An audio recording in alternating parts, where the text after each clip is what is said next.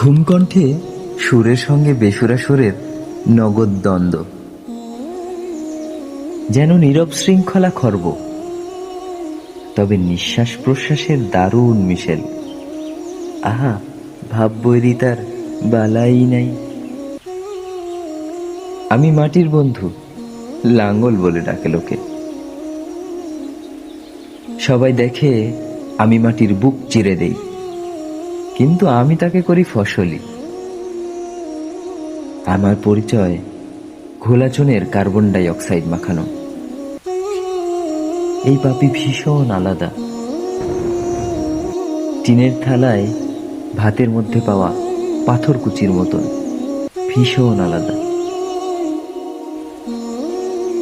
আমার উপস্থিতিতে সাথের মানুষটা নিজেকে ভীষণ নিরাপদ বোধ করে, যেন কেউ প্রচন্ড বৃষ্টিতে আশ্রয়হীন, আমি মানের পাতা হয়ে তাকে শুষ্ক রাখি। সেই একক স্পার্ম থেকে শুরু করে আজ অবধি কবরে পৌঁছানোর দৌড়ে আমি ভীষণ ক্লান্ত।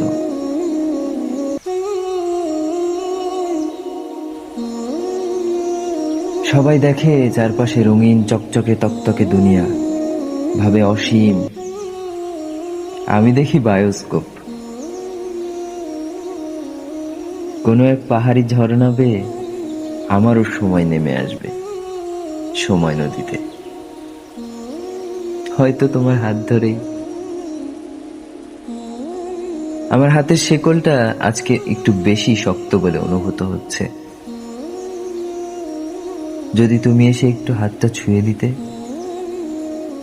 হয়তোবা শেকল ভাঙার শক্তি পেতাম।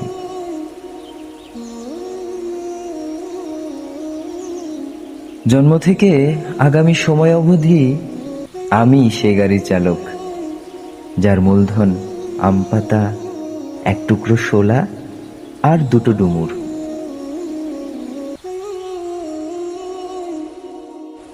আমার সখী তাদের ভবিষ্যৎ চাষে সিদ্ধহস্ত হলেও আমি নেহাতি নালায়েক। এই আমার পরিচয়, ছায়ের মতন ক্ষারীয়। অসম্ভব হলেও নারকেল পাতার বানানো বাঁশির দিনগুলোতে খুব ফিরে যেতে ইচ্ছে করে।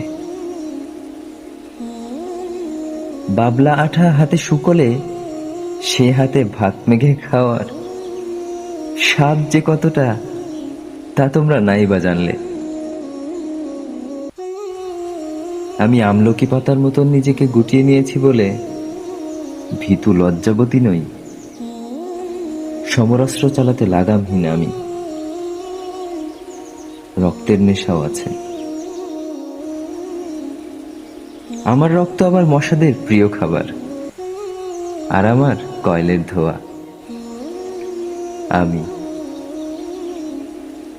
আমার কিবোর্ড আঙুলের কমান্ড মানছে না, সেজন্যই হয়তো সমাপ্তি টানছি। Shirting down biodata.